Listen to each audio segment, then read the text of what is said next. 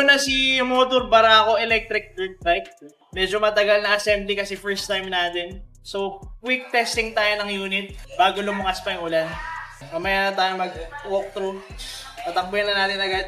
So, sport mode na tayo agad. Kailangan pa itong pick pa.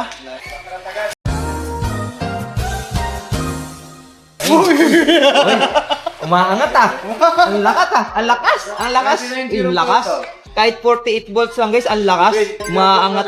Maangat. Pwede nga yung nito. Asli yung marunong. Tinga. Tinga. Marunong, Winnie.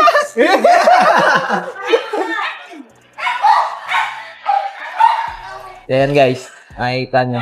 Speed niyan boss, 55 boss, pero Ano, high saan torque torque? siya. High torque.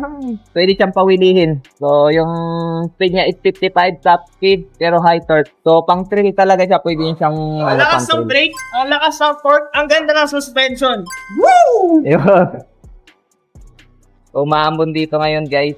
Laban pa rin. Laban pa rin. Ayan, laban pa rin yung bagong unit natin. Ayan. May ano naman siya eh.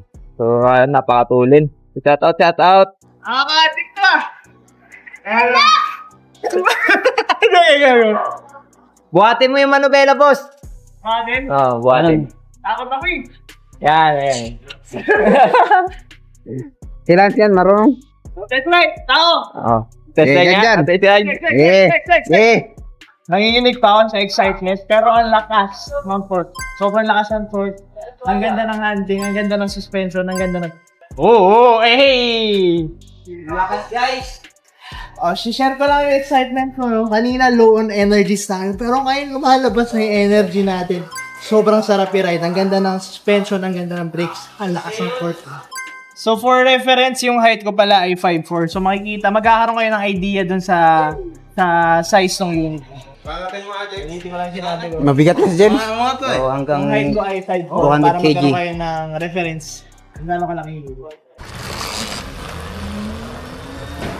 Tara na at maglesonan, baby.